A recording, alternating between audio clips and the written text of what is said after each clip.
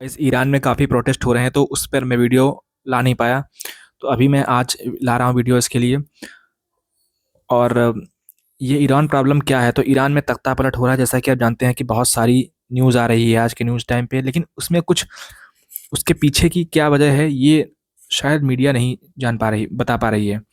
क्योंकि उनकी टीआरपी की बात होती है तो वो सिर्फ वही बात करते हैं जो सरफेस पे होती है। डेप्थ में जाने की कोशिश शायद नहीं करते वो लोग हैं। तो आज जानेंगे हम लोग वर्तमान की संकट क्या है। और देखिए, पहले सबसे पहले ये है कि ईरान की जो, मैं आपको ब्रीफली बता दूं, फिर मैं आपको ये बताऊंगा। सारा नोट्स मैं ले आया हूँ आपके लिए।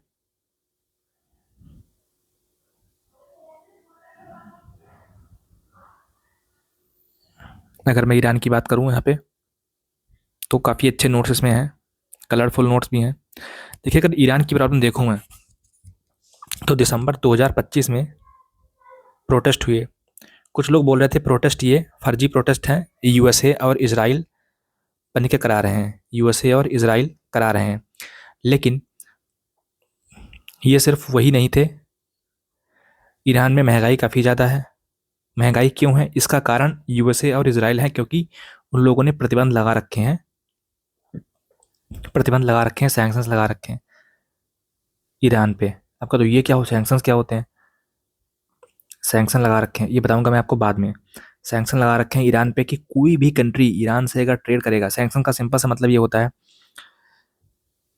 सैंक्शन का मान लो इतना मतलब ये होता है कि जैसे मान लो कि आप 5 भाई हो, 1, 2, 3, 4, 5, आप 5 भाई हो और आपके सबके घर हैं, आपके बीवी बच्चे सबके हैं, ठीक? सभी के बीवी बच्चे हैं तो सभी लोग 5, उनकी 5 वाइफ होंगी, ऐसे ही 5। तो ऐसे आप कुल मिलाकर आप लोग 20 लोग हो यहाँ पे, बच्चे सब मिला करके। और यहाँ पर एक अकेला भाई है जिसकी एक बीवी है, एक बच्चे हैं और प्लस 2 बच्चे हैं, 4 लोग ये हो गए। अभी अगर ये सारे भाई मिलकर बोलते हैं कि सुनो, अगर किसी दुकानदार से बोलते हैं कि अगर तुमने, ये दुकान है, अगर तुमने इसको सामान दिया या इससे कुछ लेन देन की, तो फिर हमसे मत रिश्ता रखना। हम 20 लोग आपके सामान को ना परचेज करेंगे ना बेचेंगे, कुछ भी नहीं करेंगे, आपसे रिश्ता कट हमारा। अब ये सारे लोग पहले पैसे वाले भी हैं, जितने लोग हैं। अब ये बेचारा अकेला है और प्लस गरीब भी है। तो ये ईरान है। अब यहाँ कौन बैठे हैं, ये 5-6 लोग, जितने लोग, मतलब मैंने नंबर ऐसे ले लिया है, लेकिन ये कौन है? इसमें आता है यूएसए, इसमें आता है यूके मतलब ब्रिटेन, इसमें आता है फ्रांस, जर्मनी, और इसमें बहुत सारी कंट्रीज आती हैं वगैरह वगैरह। जर्मनी है, स्पेन है, इटली है, पुर्तगाल है, ये सब चीज़ें आती हैं इसमें, बहुत सारी कंट्रीज आती हैं, नेटो जिन्हें बोलते हैं,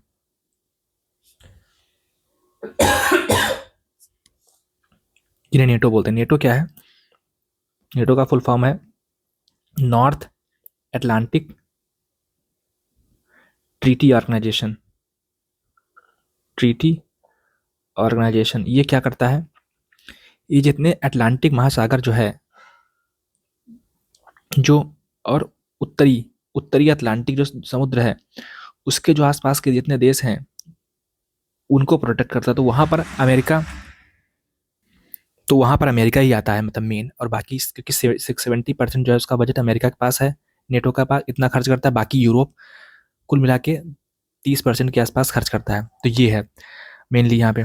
तो सैंक्शन इसके काफ़ी मजबूत होते हैं कि भारत भी नहीं चाहता है कि अगर मान लो भारत ईरान से कुछ परचेज कर ले, तो बाकी यूएसए वगैरह सब कंट्रीज़ कह देंगी कि भैया हमसे मत परचेज़ करो, अगर आपको ईरान इतना ही प्यारा है तो हमसे मत परचेज़ करो। इसीलिए कोई कंट्री ईरान से कोई चीज़ खरीदता नहीं है, बस सैंक्शन का मतलब इतना होता है। अब कह दो अगर ईरान सैंक्शन लगा दे कि यूएसए पर, तब भी कोई फ़र्क नहीं पड़ेगा। तो ईरान कोई बात मानेगा नहीं, क्योंकि ईरान अकेला है और ईरान गरीब भी है। तो दिक्कत ये है, अगर ईरान और सऊदी अरब और यमन, जितने भी इस्लामिक कंट्रीज़ हैं, अगर ये सब कंट्री मान करके, अरब, अगर तब कहें कि हाँ हम यूएसए पे सैंक्शन लगाते हैं, तो कुछ बात बन सकती है थोड़ी बहुत। हालांकि फिर भी नहीं बनेगी, क्योंकि आप विक्रेता हो, आप बेचने वाले हो, खरीदार कोई और है, ठीक है? तो चलते हैं इसमें आगे। तो क्या हुआ था, दंगा हुआ था। अब चूंकि इसका कोई तेल खरीद नहीं रहा ईरान का, तो वहाँ पर महंगाई काफ़ी ज़्यादा ईरान में है। फूड इन्फ्लेशन, जैसे फूड काफ़ी महंगा हो गया है, ब्रेड काफ़ी महंगी हो गई है, मीट काफ़ी महंगी हो गई है, मीट काफ़ी महंगी हो गई है। इस तरीके से बहुत सारी चीज़ें महंगी हो गई हैं। 300-300% तक रोज़मर्रा के खानों पे इतना महंगाई आ गई है। शहर जैसे मशहद है शहर, इसमें काफ़ी महंग एक शहर उनका नाम है मशहद, उनमें काफ़ी मंदी आ गई है। मतलब मार्केट इतनी इकॉनमी इतनी डाउन हो गई है कि यहाँ पे कुछ बिक ही नहीं रहा, ऐसा सारे हालात हैं। और ऊर्जा ब्लैकआउट्स भी काफ़ी हैं। 2025 में ईरान तेल बेचने के बावजूद भी ईरान तेल इतना होने के बावजूद भी यहाँ पर ब्लैकआउट हो गया, मतलब कि बिजली यहाँ नहीं आती। क्यों? क्योंकि जो बिजली के जो सर्वर्स हैं, जो बत्ती के जो सर्वर हैं, इलेक्ट्रिसिटी के जो सर्वर्स हैं, उनको इजरायली हैकर्स ने हैक कर रखा है, मतलब डिस्ट्रॉय कर दिया है। तो वो भी एक चिंता वाली बात है। ठीक है, और प्लस करप्शन यहाँ पे तगड़ा है, करप्शन यहाँ पे तगड़ा है। और कई सारे अधिकारियों को तो इसराइल ने खरीद भी रखा है। कई सारे लोग परेशान भी हैं, अधिकारी लोग तो, ईरान की रिजीम से। तो वो भी दिक्कत वाली बात है। प्लस जब बिजली नहीं, तेल की जब फैक्ट्री नहीं चल रही है अच्छे से हैं, तो वहाँ पे तेल नहीं पहुँच पा रहा। सोचो, ईरान के पास तेल होते हुए भी वहाँ की जनता को तेल नहीं मिल पा रहा है। ये बहुत भयानक वाली बात है। मतलब ये बहुत ही, आप कह लो।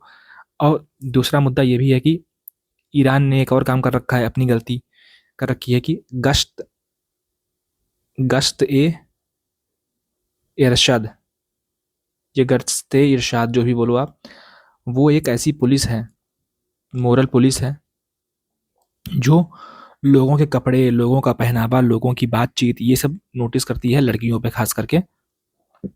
जैसे कोई आदमी है वो नमाज नहीं पढ़ के जा रहा, तो उस पर भी ये नज़र रखते हैं कि क्यों आखिर कोई नमाज नहीं पढ़ रहा है, तो वो सब देखते हैं। 2022 में एक ऐसा इंसिडेंट हुआ था जिसमें महसा अमीनी की मृत्यु हो गई थी। महसा अमीनी एक लड़की थी, वहाँ पे उसको मार डाला गया था क्योंकि वो हिजाब नहीं पहने थी, वगैरह वगैरह। ठीक है। और वहाँ की जो माइनॉरिटी वगैरह है, जहाँ पारसी वगैरह है वहाँ पे, तो उन पर भी अत्याचार काफ़ी होता है। तो माइनॉरिटी भी काफ़ी खुश नहीं है, हालांकि ये बड़ा कम नंबर है। और बहुत सारे शहरों में वहाँ पे ये भी जो है स्लोगन्स गूंजे हैं कि death to dictator, death to the dictator. Dictator कौन यहाँ पे है?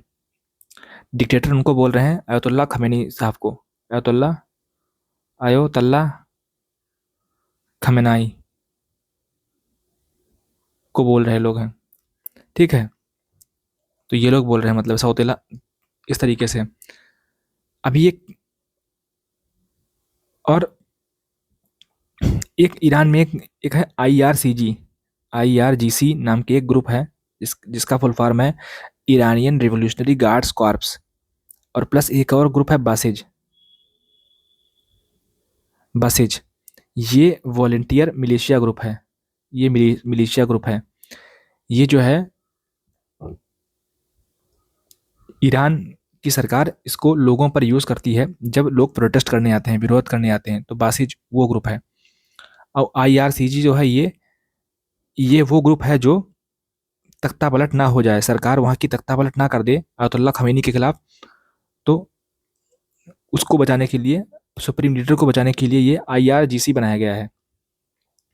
ईरान में एक राष्ट्रपति भी होते हैं, ईरान की एक संसद भी है, ईरान के मेंबर ऑफ पार्लियामेंट भी बहुत सारे हैं, लेकिन उनका काम बड़ा लिमिटेड है। मतलब वो केवल डेवलपमेंट का काम कर सकते हैं। बाकी जो मेन काम जो है, वो अयतुल्ला खमीनी जो कि वहाँ के सुप्रीम लीडर हैं, वो चुने नहीं जाते हैं, वो उलेमाओं के द्वारा, जो इस्लाम में उलेमाओं के द्वारा है, उलेमा ही उनको चुनते हैं। और केवल अभी 1979 में जब क्रांति हुई थी ईरान की, तो उसके बाद में दूसरे केवल हैं। पहले इनके एक और थे और अब ये सेकंड नंबर के हैं। तो ये एक बात है यहाँ पे।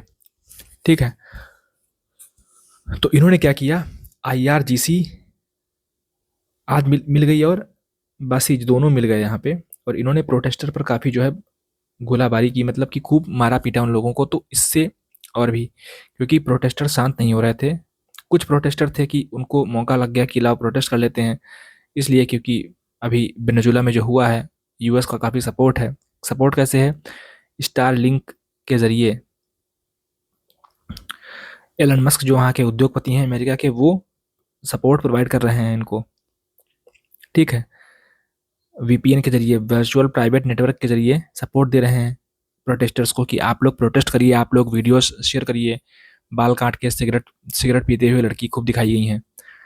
और ये तो बस यही है उसमें यहाँ पे कि लोग प्रोटेस्ट कर रहे हैं। एक तो मंदी का और प्लस दूसरा उनको लग रहा है कि ये जो रिजीम है ईरान में, ये बहुत धार्मिक कट्टरता वाली है और हमें अब सेकुलर रिजीम लानी है, तो वो एक मुद्दा हो गया।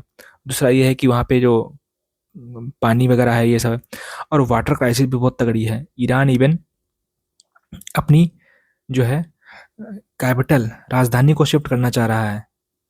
वो चाह रहा है कि वेस्ट से वो ईस्ट ले आएं। इसके कई सारे कारण हैं। एक तो वाटर क्राइसिस वहाँ पे काफ़ी है। लोगों ने खूब वहाँ पर जो वाटर इंटेंसिव क्रॉप जैसे गेहूँ गेहूँ जो गेहूँ नहीं, जितनी भी वाटर गन्ने वगैरह खूब वहाँ उगाए। इससे वाटर वहाँ पे क्राइसिस और भी हो गई। 30-40 साल से वो लोग उगा रहे हैं, तो अब वाटर लेवल काफ़ी कम हो गया है। इससे भारत को भी सीख मिलती है कि भारत भी ज़्यादा वाटर वाले, जिसमें ज़्यादा पानी चाहिए होता है, वो क्रॉप्स, वो फसल ना उगाए। ठीक है। अब बात आती, जब रोटी की बात आती है, जब प्रोटेस्ट हो रहे थे रोटी से, अब कहने की इसको हम, क्योंकि रोटी महंगी जब हो गई है, ये आए थे जब अयतुल्ला खमेनी जब आए थे, जब इनकी जो रिजीम जब आया था 1979 में, वहाँ पर तो इन्होंने कहा था कि लोगों को जो है इस्लामी कानून से किसी को कोई दिक्कत नहीं होगी खाने पीने में। लेकिन दिक्कत तो बहुत हो रही है। और वहाँ के लोग देख रहे हैं कि भारत के, चीन के, अमेरिका के, यूरोप के लोग काफ़ी डेवलप कर रहे हैं। इवन सऊदी अरब और इनके सबके यूएई वगैरह के लोग काफ़ी डेवलप कर रहे हैं, बाहर टहलते हैं, और हमारे ही कंट्री में इतना तेल होने के बावजूद भी हम कुछ नहीं कर पा रहे हैं। तो उनके दिमाग में एक बहुत हीन भावना आ जाती है कि हम इतने गरीब क्यों हैं, हमारे पास इतना तेल होने के बावजूद भी हम गरीब क्यों हैं। आखिर न्यूक्लियर बम में क्या, न्यूक्लियर बम से हमारा होगा क्या? ठीक है, पाकिस्तान के पास भी न्यूक्लियर बम है, उसने क्या कर लिया? वो तो भिखमंगा ही आज के टाइम पर है। तो ये है। तो थोड़ा समझते हैं इसके बारे में है कि ये 1979 की जो क्रांति हुई थी, इसके बारे में समझते हैं, ताकि आपको मालूम पड़ेगा इतिहास में क्या हुआ था। देखिए, मोहम्मद शाह, रजा शाह, इनका शासन था, जिन्होंने मॉडर्नाइजेशन किया और प्लस बहुत सारी जो अपनी ऑयल कंपनीज थी ब्रिटेन के हाथों दे दी, ताकि प्रॉफिट खूब कमा सकें। उससे जो है पूरा यूरोप खूब तेल खरीदता था वगैरह वगैरह। और रजा शाह ने क्या किया कि वो वेस्टर्नाइजेशन लाया, मतलब वहाँ के लड़के लड़कियाँ जो है वेस्टर्न कपड़े पहनते थे, और उनको औरतों को वोट का अधिकार था, औरतों को वोट का अधिकार था, और मिनी स्कर्ट में लोग पहनती थी वहाँ पे लड़कियाँ भी। इकॉनमी काफ़ी ग्रो कर रही थी। लेकिन राजा ये सब कर रहे थे, लेकिन वो इन्फ्लेशन को नहीं कंट्रोल कर पाए थे। इन्फ्लेशन काफ़ी हो गई थी, तो जो एक गुट था जो, और कहीं न कहीं वो जो शाह थे, वो कुछ यूरोपियन कंट्रीज़ के खिलाफ भी हो गए थे। तो ये जो अयतुल्ला खमेनी हैं, ये नहीं, मतलब इनके जो बड़े वाले थे, तो इनमें क्या हुआ कि वो फ्रांस में थे, और फ्रांस से उन्होंने ईरान के लोगों को संबोधित करते थे, वो टेप रिकॉर्डिंग करते-करते, कि मैं आऊँगा और इस्लामी शासन लेके आऊँगा, और फिर ये होगा कि चीज़ें सस्ती मिलेंगी आपको, जो है महँगाई कम होगी, ये सब अच्छे दिन आएँगे वहाँ पे, ऐसा कुछ बताया उन्होंने। एक बात और भी थी कि ईरान पे कंट्रोल था ब्रिटेन का, और ब्रिटेन ताकतवर भी था उस समय, जब 1979 में इतना कमज़ोर नहीं था। और सऊदी अरब वगैरह वगैरह इन्होंने लॉबिंग की अमेरिका में कि आप ऐसा करिए, आप ईरान पे लगाइए सैंक्शंस, आप ईरान से रिश्ते ख़राब करिए। हम हैं मोनार्की, हम राजा लोग हैं यहाँ पे सऊदी अरब में, यूएई में, दुबई में, ऐसा। तो दुबई तो यूएई में आती है, यमन में और कतर वगैरह में, इन सब में आप आइए और आप हमसे करिए व्यापार आकर के, हम आपको मिलिट्री अड्डा भी देंगे, सब कुछ देंगे। बस ईरान से आप दोस्ती मत करो, क्योंकि ईरान हमारा जो है, आप कह लो कि रीजनल हेजेमोन है। अगर ईरान ताकतवर हो गया तो हमारा फिर क्या होगा? तो हम चाहते हैं कि ईरान बर्बाद जाए और हम ताकतवर हो के आएँ। तो ये भी कारण था कि ईरान को बर्बाद करने का। और इन लोगों ने काफ़ी अच्छी डील दे रखी है कि पेट्रो डॉलर हम लोग तेल उसी को बेचेंगे जो हमको डॉलर देगा। तो यूएसए के साथ डील कर ली इन्होंने। तो यूएसए ने सीक्रेट डील की है, सीआईए और प्लस एफबीआई, सीआईए है, एफबीआई है, और मोसाद वगैरह, इन सब के साथ मिलकर डील कर ली कि इसराइल को हम कुछ नहीं कहेंगे, आप कितना भी अटैक करो, और जो हमको डॉलर देगा आकर के, यूएसए के जो डॉलर देगा आकर के, हम उसी को तेल देंगे। तो ईरान के इन्फ्लुएंस को काउंटर करने के लिए उस समय भी एक तरीके से आप कह लो, क्योंकि शाह बहुत अपने आप में तानाशाह निरंकुश बन रहे थे, तो यूएसए, सऊदी अरब, यूएई, कतर, कुवैत, इराक, इन सब के साथ मिलके उसने क्या किया कि ईरान पर लगवा दिए सैंक्शंस और ईरान की सत्ता बदल दी। कहा कि बहुत ही, अगर ये ताकतवर बन गया तो फिर हमारा क्या होगा। तो इसने एक डील दी। ईरान वो डील दे नहीं पाया, पेट्रो डॉलर वाली।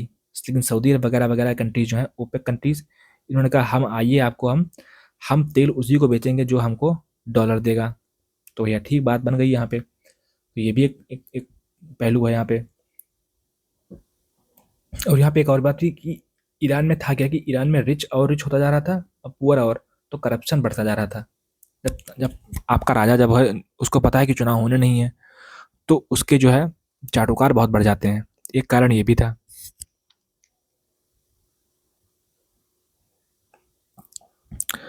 अब अयतुल्ला कमेनी जब आए, तो उन्होंने कहा तो कि हम अच्छे वादे करेंगे और अच्छे दिन लाएंगे वगैरह वगैरह, लेकिन जैसा जैसे लोगों पर प्रतिबंध लगाना शुरू किया, उन्होंने कहा कि स्कर्ट छोड़ो, बुर्का पहनो, ठीक है, मतलब जीन्स जीन्स पैंट से सीधे वो बुर्का पे आ गए। तो लोगों को काफ़ी दिक्कत वहाँ पे हुई, लेकिन कुछ चीज़ें अच्छी हुई कि चीज़ें सस्ती मिलने लगी, थोड़ी बहुत, थोड़ी चीज़ सस्ती मिलने लगी। अच्छा हुआ क्या, और वहाँ पर इन लोगों ने कुछ मॉडर्नाइजेशन भी किया। इस तरीके से कट्टरता नहीं थी जिस तरीके से सऊदी अरब वगैरह में कट्टरता थी। कट्टरता ईरान में भी थी, अब्दुल्ला खमीनी लेके आए, लेकिन वो जानते थे कि सऊदी अरब के लोग यूएसए से डील कर रहे हैं, तो हमको थोड़ा सा अपने कंट्री में नरमी लानी पड़ेगी और अपने लोगों को जो है थोड़ा सा नरमी देनी पड़ेगी। लेकिन इन्होंने कुछ काम जो है ईरान में गलत किया, क्योंकि सिनेमा बैन कर दिया बिल्कुल, धीरे धीरे, तुरंत नहीं लेकिन बाद में बैन किया। म्यूजिक बैन कर दिया, फुटबॉल मैच मैच बैन कर दिया। और 1979 वाले दिन जब आए थे पहले दिन की, तो उन्होंने 444 अमेरिकन को उन्होंने हाईजैक कर लिया। क्यों किया इसका कुछ अभी सबूत नहीं है कि इन्होंने गद्दार थे, लेकिन मेनली आप देखा जाए तो बहुत सारी रिपोर्ट ये कोट करती हैं कि चूंकि इन्होंने सऊदी अरब वगैरह को काफ़ी सपोर्ट किया था, पेट्रो डॉलर के डील कर ली थी, इसीलिए उन्होंने गुस्से में आते हुए किया ये। ठीक, उनका था कि आप अगर राजशाही को वहाँ सपोर्ट कर सकते हो तो हमको भी सपोर्ट कर सकते हो, लेकिन अमेरिका ने ऐसा किया नहीं, तो एक दिक्कत थी। उसी दिन से मतलब जो है अमेरिका और यूएस के रिश्ते काफ़ी बेकार चल रहे हैं। अभी क्या है कि ईरान में एक नारा लगा है तुरंत के दिन भी कि विलायत ए फ़कीह, विलायत ए फ़कीह। इसका मतलब क्या होता है कि सुप्रीम लीडर को हटाओ। इसका मतलब होता है कि सुप्रीम जो लीडर हैं अयतुल्ला खमीनी, उनको हटाओ। नहीं, विलायत फ़कीह का मतलब होता है कि जो मेन जो डिसीजंस होंगे वो सुप्रीम लीडर ही लेंगे। मेन जो डिसीजंस होंगे, क्यों? क्योंकि सुप्रीम लीडर के अंदर आर्मी आती है, प्लस इनके अंदर सेना आती है, वो आईआरजीसी भी आती है, ग्रुप्स हैं, प्लस जुडिशरी भी इन्हीं के अंदर आती है, जुडिशरी भी इन्हीं के अंदर आती है, मीडिया भी इन्हीं के अंदर आती है। जो पब्लिश होगा वो इन्हीं से बिना पूछे नहीं हो पाएगा।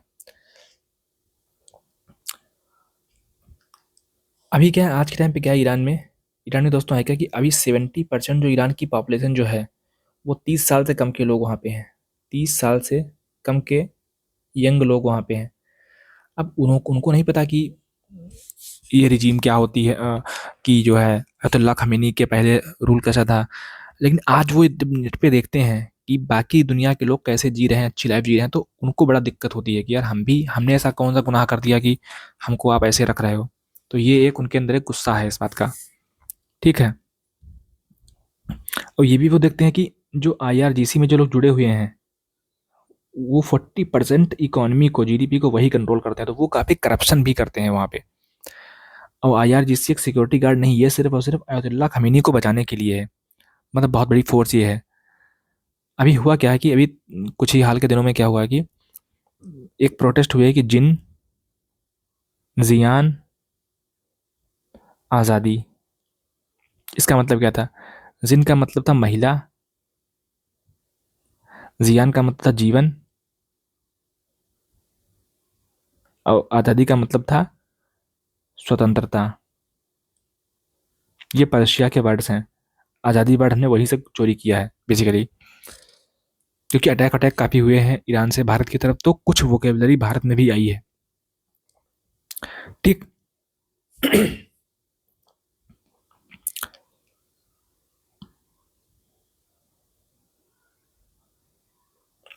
अभी जब 2022 में जब महसा अमीनी की जब मृत्यु हुई थी, तो वहाँ पर मार डाला था, तो उसी उसी के बाद में महिलाएं जो हैं वो हिजाब पहनना उन्होंने कम कर दिया था।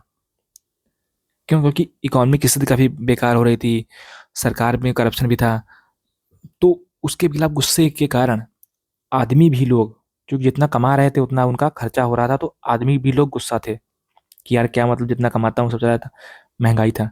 महिलाएं क्यों थी? उनके लिए फ्रीडम, प्राइवेसी, ये सब चीज़ें ज़रूरी थी। तो साइलेंट रेवोल्यूशन देखा जा रहा था, जिसको इस बार young population plus men plus women, ये तीनों लड़ कर रहे थे कि अब इनको हटाना है।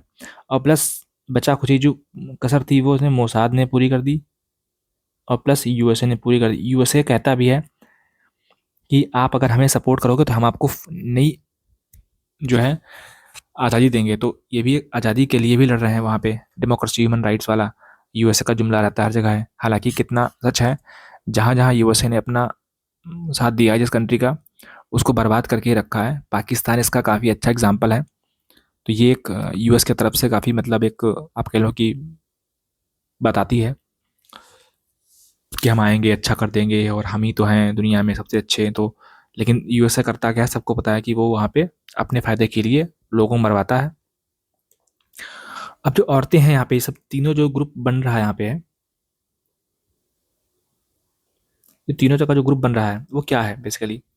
वो मास, आपने सुना होगा गांधी जी के बारे में। गांधी ने सविनय अवज्ञा आंदोलन शुरू किया था। सविनय अवज्ञा आंदोलन ये शुरू किया था। ये क्या था कि हम विलफुली जो है सरकार का साथ नहीं देंगे, और कुछ करेंगे भी नहीं। तो औरतें कुछ, ये औरतें प्लस आदमी प्लस यंग जो लोग वहाँ पे हैं, ये कुछ कुछ सिविल डिसोबीडियंस मूवमेंट ही कर रहे हैं। इसको अंग्रेजी में सिविल डिसोबीडियंस मूवमेंट बोलते हैं। तो वही कुछ ना कुछ कर रहे हैं। ठीक है, क्योंकि महंगाई इतनी काफ़ी बढ़ चुकी है अमेरिका के सैंक्शंस के कारण। आपको पता ही होगा ईरान को जो है सैंक्शन लगे हुए हैं, जो हटाया गया तो स्विफ्ट सिस्टम से हटा दिया गया था। आपको पता होगा स्विफ्ट क्या होता है, कि इंटरनेशनल पेमेंट, अगर इंडिया ईरान का ट्रेड होना है, इंडिया ईरान का ट्रेड होना, तो स्विफ्ट सिस्टम के थ्रू हम लोग पेमेंट करते हैं, डॉलर वगैरह एक्सचेंज करते हैं। तो वो क्योंकि ईरान को उससे हटा दिया गया है, तो ये भी एक ईरान की वाली बात है। अच्छा, ईरान तेल बेचता कैसे अपना है? जैसे मान लो ईरान, मान लो ये ईरान है। अब ईरान ने क्या किया, तेल मान लो भारत चाहता है कि हम मंगाएं उससे, मतलब चीन चाह रहा है कि हम तेल मंगाएं। अब चीन क्या करेगा कि चीन अपनी जहाज जो है वो समुद्र में भेज देगा, ईरान अपनी भर के जहाज जो है वो समुद्र में भेज देगा यहाँ से। अब समुद्र के बीचों बीच में ये लोग तेल ट्रांसफर कर लेंगे, तो इसमें पाइप लगा के कर लेंगे ट्रांसफर समुद्र समुद्र के पानी के नीचे से, ताकि वो यूएसए पकड़ ना पाए। तो ये भी एक तरीके से चोरी से ये लोग तेल खरीदते हैं। इसीलिए बताया था चीन तेल तो खरीद रहा है, लेकिन वो भी चोरी से तेल खरीद रहा है। ठीक है। और जो प्रोटेस्टर्स वहाँ पे हैं, क्या होता है कि प्रोटेस्टर जो थे वहाँ पे ईरान के, वो क्या नारा लगा रहे हैं? न गाजा, न लेबनान, मेरी जान है ईरान, मेरी जान है, मेरी जान सिर्फ ईरान। तो ये वहाँ पे नारा लग रहा है। तो वो कह रहे हैं कि भाड़ में जाए दुनिया पूरी, हमको अपनी स्टैंडर्ड जीना है। और जो बेरोजगारी दर जो यहाँ पे है 25% ईरान में है, तो ये भी एक दिक्कत कारण का है। और जब भी ईरान और इसराइल कुछ करते हैं तो टेक्नोलॉजी के माध्यम से करते हैं। इसीलिए मैं कहता हूँ कि भारत एक काफ़ी, आप कह लो कि बहुत वीक पोजीशन पे इस मामले में है, क्योंकि हम लोग जितने भी यूज़ कर रहे हैं एप्लीकेशंस, ये सारे वेस्टर्न कंट्रीज़ के ही हैं, खास करके अमेरिका के हैं। तो ये एक काफ़ी चिंता वाली बात है कि हमारे पास अपना खुद का कोई सिस्टम नहीं है। ये एक बहुत समस्या पैदा कर सकता है। सोच के देखो, अगर यूएस चाहे तो हमें अभी बिल्कुल ब्लॉक कर सकता है। अगर वो यूट्यूब, व्हाट्सएप, जीमेल ये सब बंद कर दे तो हम क्या करेंगे? हम ठप हो जाएँगे। तो ये एक सोचने वाली बात है सरकार को कि आज अगर ईरान, वेनेजुएला के साथ हो सकता है तो कल हमारे साथ भी हो सकता है, क्योंकि चीन ने तो अपना बना लिया है। चीन को कोई चिंता वाली बात नहीं है। यूएसए इसीलिए जो है यूएसए चीन को धमका नहीं पाता है इतना, क्योंकि उसको पता है कि चीन बहुत हद तक अपने आप में इंडिपेंडेंट है। भारत को धमकी दे रहा है इसलिए है क्योंकि पता है कि सब कुछ भारत का उसी के हाथ में है, डेटा पूरा उसका हाथ में है। जितना भारत के लोग इंस्टाग्राम, फेसबुक, व्हाट्सएप, ट्विटर चलाते हैं, सब डेटा अमेरिका के हाथ में है। तो ये भी एक चिंता वाली बात है कि हम अपना कुछ नहीं बना रहे हैं और पूरी डिपेंडेंट फुली डिपेंडेंट हम लोग हैं अमेरिका पे। ठीक है, अभी अभी इसराइल ने एक ऑपरेशन लॉन्च किया था। कौन सा ऑपरेशन लॉन्च किया था? ऑक्टोपस। ये क्या है ऑक्टोपस? आपको पता होगा ऑक्टोपस ऐसा होता है, इसके बहुत सारे पंखे की तरह होता है, वो ऐसा कुछ होता है। ये जो पंख हैं पर उसके हैं, ये हमास है, एक हिजबुल्ला है। तो ऐसे जो प्रॉक्सी जो इसके ग्रुप हैं जो इंटरनेशनल लेवल पे उसको ऑपरेट करते हैं मिडिल ईस्ट में, तो इसराइल पहले करता क्या था कि इनके जो पर उतरता था। अब इसराइल कह रहा है कि नहीं, अब ऑक्टोपस के मुंह पे अटैक करो ताकि वो ध्वस्त हो जाए। तो ये उनकी एक अब पॉलिसी है कि अब हमको सीधे सीधे अटैक करना है वहाँ पे, मतलब रिजीम चेंज करवानी है। जो वहाँ पे नेता हैं अयतुल्ला खमेनी, उनको ही डिस्प्लेस करना है। अब वो जिस तरीके से मदुरो को हटाया गया है उस तरीके से हटाना चाहते हैं। तो ये एक उनकी सोच है। अब उन्होंने बहुत किया भी पहले है एक्चुअल में। जो वहाँ पे किलिंग हुई है, टारगेटेड जो किलिंग वहाँ पे हुई है न्यूक्लियर साइंटिस्ट की, आपने देखा होगा अभी बहुत दिनों तक। तो कई बार ऐसा हो चुका है, बहुत दिनों से इजराइल कर रहा है, लेकिन कुछ सब्सटेंशियल कुछ वहाँ पे कुछ कर नहीं पाया। इससे क्या होता है कि मोसाद, जो वहाँ पे ईरान के जो लोग जो गुस्सा हैं अपनी सरकार से, इजराइल उनको टारगेट करता है, कहता है कि तुम हमारे लिए काम करो और आपको सब कुछ देंगे, डॉलर्स देंगे, सब कुछ, आपकी लाइफस्टाइल जिएंगे, आपके बच्चे वेस्टर्न कंट्रीज में पढ़ेंगे। तो इस तरीके से वो ऑपरेट करते हैं वो लोग हैं। ठीक है, बेसिकली गद्दार लोग हैं वहाँ पे। तो हर गद्दार का फायदा दुश्मन उठाता है, तो वही काम कर रहे हैं ये लोग। अभी जैसे न्यूक्लियर साइंटिस्ट को मारा उनके इसराइल ने, और फिर हैकर्स को चौबीसों घंटे काम पे लगा रखा है कि आप लोग ईरान के सारे सिस्टम हैक करो। ये चौबीसों घंटे वो लोग काम करते हैं कि कुछ ना कुछ, कहीं बिजली सिस्टम हैक करेंगे, कहीं मेट्रो हैक करेंगे। ऐसे बहुत सारी जितनी चीज़ें हैं, कंप्यूटर्स वगैरह, ये सब हैक कर लेते हैं। यूनिवर्सिटी वगैरह में हैक कर लेते हैं। एक बार तो सरकारी न्यूज़ चैनल को हैक कर लिया था। फिर क्या हुआ कि सरकारी न्यूज़ चैनल पे जा कर के वो चैनल ही अपने आप बोलने लगा कि अयतुल्ला बेकार हैं, अयतुल्ला को मार डालो, ऐसे-ऐसे नारे लगाने लगा। तो ये मतलब हैकिंग से सब कुछ हो सकता है। एआई आ गया है, तो एआई से बहुत सारी वीडियोज़ ऐसी बना-बना कर के वो प्रोजेक्ट कर रहे हैं वो लोग, इज़राइल के लोग, वो इज़राइल की सरकारें। अब जो है ईरान भी उसके बीच में कुछ करता है। ईरान करता क्या है कि किल स्विच उसने रख रखा है कि किल स्विच, ये क्या है? किल स्विच दोस्तों एक नाम की चीज़ होती है कि जब कि इंटरनेट को बंद करो, कि हम इंटरनेट को बंद कर देंगे, उससे क्या होगा कि अमेरिका वगैरह जो है ईरान के अंदर कुछ कर नहीं पाएंगे। ये एक बाधा डालना एक है था। और जिस तरीके से व्हाट्सएप, ट्विटर, इंस्टाग्राम ऐप्स हैं, ये ईरान में बैंड हैं एक तरीके से। और वहाँ पे सोरोस टाइप के वहाँ पे ऐप्स हैं, जो ऐसे बहुत सारे ऐप्स हैं जो काम करते हैं व्हाट्सएप, ट्विटर की जगह पे, लेकिन इतने अच्छे नहीं हैं, लेकिन तब भी काम करते हैं।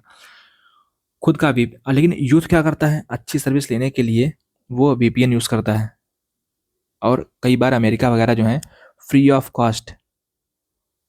कॉस्ट वीपीएन यूज़ करवाते हैं। एलन मस्क एलन मस्क कह चुके हैं कि हम सैटेलाइट से डेटा प्रोवाइड करेंगे फ्री ऑफ कॉस्ट उन लोगों को। तो ये देखिए कितनी बुरी बात है कि कल को भारत में भी ये लोग कर सकते हैं। मतलब इनकी कंपनी जो है यूएस की सरकार के साथ काम करती हैं। जब बात आती है यूएस की, तो ये लोग सब भूल जाते हैं व्यापार कहते हैं कि नहीं, हम तो उस सरकार। और एलन मस्क कई बार कह चुके हैं कि हम जिसको चाहें उसकी सरकार गिरा सकते हैं। तो ये कितनी बड़ी बात है। अभी इंग्लैंड में भी कियर स्टैमर की भी उन्होंने कहा था कि हम सरकार आपकी पलट देंगे। तो ये काफ़ी चिंता वाली बात है कि एक प्राइवेट कंपनी का मालिक जिसको खुद व्यापार करना है उस कंट्री में, उस कंपनी से पैसे, उस कंट्री से उसको पैसे कमाने हैं, और वहाँ पर वो उल्टा धमकी दे रहा है। ये कितनी मतलब घटिया बात है। तो भारत को सतर्क रहना चाहिए। अगर भारत के पॉलिसी मेकर्स, जो नेता लोग हैं, अगर समझ नहीं पाया कि यूएसए कर क्या रहा है, तो फिर इससे बड़ी बेवकूफ़ी कुछ नहीं हो सकती है कि आपको करना पड़ेगा यहाँ पे। लेकिन ईरान ने, जैसा कि आपको पता है कि ईरान ने फिर किया क्या, ईरान ने चीन से मदद मांगी है। चीन काफ़ी आगे इस चीज़ में है, रशिया काफ़ी आगे इस चीज़ में है। एआई से उसने टेक्नोलॉजी मांगी है, सारे मेट्रो स्टेशन पे उसने लगवा दिए हैं, ताकि जो लोग प्रोटेस्ट करते हैं उनके हम चेहरे को पहचान पाएँ, क्योंकि चीन भी यही करता है। चीन भी अपने यहाँ मोरल पुलिसिंग करता है, क्योंकि चीन पर भी अमेरिका वगैरह नज़र रखते हैं। तो उनसे बचने के लिए तो ईरान ने उसने हेल्प मांगी है। चीन ने काफ़ी उनकी हेल्प की भी है। जैसे बासिज लोग जो हैं, आपको बताया था पहले, बासिज लोग क्या करते हैं, वो ईरान के आम लोगों में ही मिलजुल करके रहते हैं। ये क्या तो मोरल पुलिसिंग टाइप की करते हैं। मैंने आपको बताया था पहले कि ये ईरान के लोगों के बीच में रह कर के ही उनकी बात करते हैं, और सरकार की बात करते हैं, और सरकार से कोई अगर मान लो प्रोटेस्टर है तो उसको टपका भी देते हैं लोग। मतलब उन्हीं के बीच में रहना, उन्हीं जैसे कपड़े पहनना, ठीक है। तो ये हो गया ईरान के बारे में। अभी दोस्तों रीजनल इन्फ्लुएंस का मतलब क्या है, पावर का। जैसे मैंने बताया था, रीजनल इन्फ्लुएंस में पहला आता है कि अगर ईरान की सत्ता जाती है, अगर ईरान गिर जाता है, रिजीम बदल जाता है वहाँ पे, तो जो उसके हिजबुल्लाह हैं, हमास है, और भी हूती है, इन सबको काफ़ी दिक्कत आने वाली है। तो इसराइल वगैरह ये भी चाह रहे हैं कि अगर ये गिर जाता है तो हमास की दिक्कतें ख़त्म हो जाएगी। ये उनके लिए एक सोल्यूशन काफ़ी अच्छा है। इसराइल सेफ हो जाएगा मेनली। सऊदी अरब का नेक्सस क्या है, सऊदी को लगता है कि अगर ईरान गिर गया और सेकुलर गवर्नमेंट वहाँ पे आ गई तो अच्छी बात है, लेकिन उसको सऊदी अरब को डर भी है एक तरीके से कि अगर ईरान यूएसए फ्रेंडली गवर्नमेंट आ गई तो फिर हमारा क्या होगा। जो हमारी इंपॉर्टेंस थी यूएसए के लिए वो तो कम हो जाएगी। तो सऊदी अरब के लिए दोनों चुनौतियाँ, सऊदी अरब के लिए खतरे की घंटी ये है कि सऊदी अरब की जो इंपॉर्टेंस है वो खत्म हो जाएगी या कम हो जाएगी, ये आप मान सकते हो। क्योंकि पहले था क्या कि, और तेल जो था, पहले सऊदी अरब जो महंगा बेचता था, अब चूंकि ईरान का तेल काफ़ी मार्केट में आ जाएगा तो ये सऊदी अरब के लिए और यूएई के लिए दिक्कत वाली बात है। तो वो लोग, उनके लिए मेनली दिक्कत वाली बात है। अच्छी बात भी है, लेकिन अच्छी कम है, ज़्यादा बुरी बात है। और रूस के लिए भी काफ़ी चिंता वाली बात यह है कि पहले जो ये ईरान है, ड्रोन वगैरह, मिसाइल वगैरह, बंदूकें वगैरह, ये बना बना के ये बेचता था रसिया को। रसिया यूक्रेन में जंग लड़ पाया, इसीलिए इतने दिन तक आप कह सकते हो बहुत हेल्प की। अगर ईरान गिरता है तो ये यही चीज़ें जो है, ये जो शाह अगर आ गए वहाँ पे, तो यही चीज़ें ये लोग यूक्रेन को देने लगेंगे। मतलब ये डबल गेम हो जाएगा कि अभी तो रसिया को दे रहे हैं, और फिर अगर ईरान में सत्ता हो गया परिवर्तन, तो फिर यही चीज़ें जो हैं वो यूक्रेन को सप्लाई होने लगेंगी। तो मतलब ये एक तरीके से ये रशिया के लिए काफ़ी बेनिफिट जो है, घाटे का सौदा होगा। भारत के लिए क्या दिक्कत है, भारत के लिए क्या दिक्कत, तेल की कीमतें बढ़ जाएंगी। तेल की जो कीमतें हैं, 150 बिलियन, 150 बैरल पहुंच सकती हैं पर टीपा, जो टैंकर होता है ये वाला, वो पहुंच सकती हैं। तो इससे भारत का जो है फिजिकल डेफिसिट काफ़ी बढ़ सकता है, ठीक है। और क्या हो सकता है पांचवा, कि अगर ईरान, अगर इस सरकार अगर आ गई, तो फिर पाकिस्तान, आप कह लो कि पाकिस्तान और अफगानिस्तान के लिए काफ़ी बुरी बात होगी, क्योंकि अफगानिस्तान अ, फिर यूएस के एक तरीके से इन्फ्लुएंस में आ जाएगा, और अफगानिस्तान को मानना पड़ेगा वो चीज़ें। पाकिस्तान के लिए अच्छी बात भी है, बुरी बात भी है। अच्छी बात यह है कि फिर पाकिस्तान का जो है इम्पोर्टेंस वो कम हो जाएगी। अगर अफगानिस्तान पे बॉम्बिंग करनी है यूएसए को, तो फिर वो ईरान के थ्रू किया करेगा। पाकिस्तान की इंपॉर्टेंस वहाँ कम हो जाएगी। बढ़ भी सकती है पाकिस्तान के लिए, क्योंकि अगर पाकिस्तान, अगर यूएसए वगैरह ने, यूएसए हैं और नेटो कंट्रीज़ ने अगर मिल करके ईरान और पाकिस्तान के रिश्ते अच्छे करवा दिए, तो भारत के लिए चिंता वाली बात हो सकती है। ईरान का गिरना चीन के लिए कितनी बड़ी बात है कि चीन का $400 बिलियन का इन्वेस्टमेंट है ईरान में, तो वो खतरे में आ सकता है और खतरे में आ जाएगा। तो इसलिए चीन भी ईरान को इतनी जल्दी गिरने नहीं देगा। तो और ईरान के पास, लेकिन ईरान गिरेगा इसलिए इतनी जल्दी नहीं, क्योंकि ईरान के पास बहुत मिसाइल्स भी हैं, और वो यूएस के जो मिडिल ईस्ट में ठिकाने जो हैं मिडिल ईस्ट में, उनको भी वो गिरा सकता है, कई बार बम बम गिरा सकता है। तो ये भी चीज़ें हैं वहाँ पे। तो बहुत सारी चीज़ें हैं जो फैक्टर इन प्ले करती हैं, ये चीज़ सारी। तो जैसा मैंने समझा दिया आपको पूरा, काफ़ी डेप्थ में समझाया। अब आगे क्या होने वाला अब आगे क्या होने वाला है ये बताएगा आगे। ये सब कुछ हमने आपको दिखा दिया है।